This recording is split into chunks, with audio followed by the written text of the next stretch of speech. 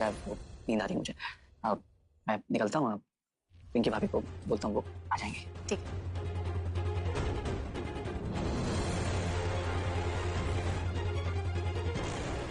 अचानक से चक्कर क्यों आने लगे?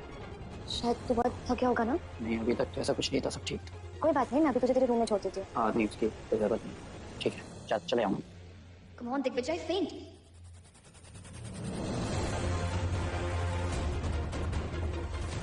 इतनी रात को कहाँ जा सकता है? कहीं अलीशा के रूम में तो। एक काम करती हूँ, मैं तुझे ये पे सुला देती हूँ, आजा लेट जा।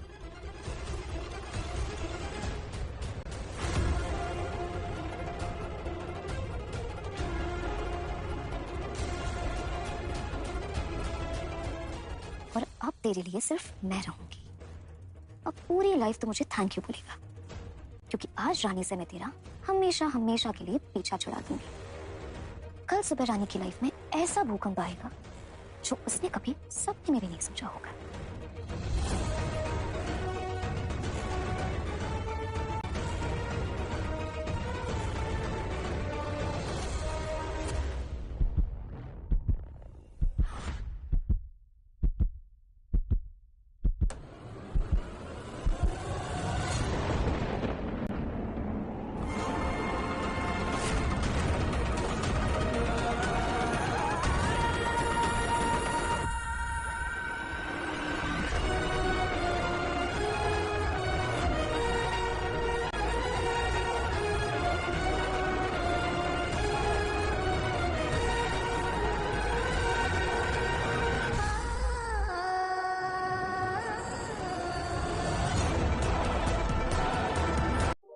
एपिसोड की शुरुआत अलीशा द्वारा दिग्विजय के लिए उसके पसंदीदा सैंडविच लाने से होती है, ताकि वह उससे कुछ गर्मजोशी पा सके।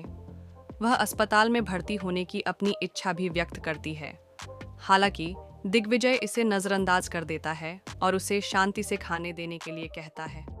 तभी रानी अंदर आती है और तीखी टिप्पणी करती है। वह जोर देती है कि अलीशा को उसे अपने हाथों से खाना खिलाना चाहिए। तनाव तुरंत भड़क उठता है। दिग्विजय स्पष्ट रूप से नाराज है और रानी चुप नहीं रहती।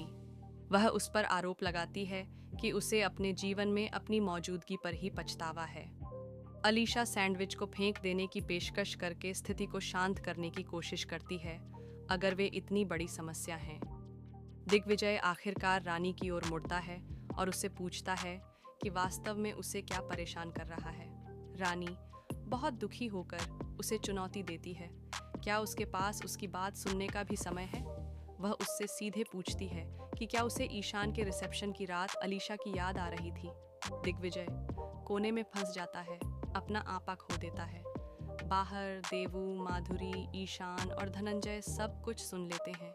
रानी अपने दिल की बात कह देती है, उसकी जिंदगी में उसकी क्या कीमत है। वह दिग्विजय को याद दिलाती है कि वह उसके बच्चे का भविष्य सुरक्षित करना चाहता है, लेकिन उसके सवालों का जवाब भी नहीं दे सकता। वह आखिरकार मांग करती है कि वह अलीशा को अब जाने के लिए कहे, क्योंकि वह पूरी तरह से ठीक हो चुकी है।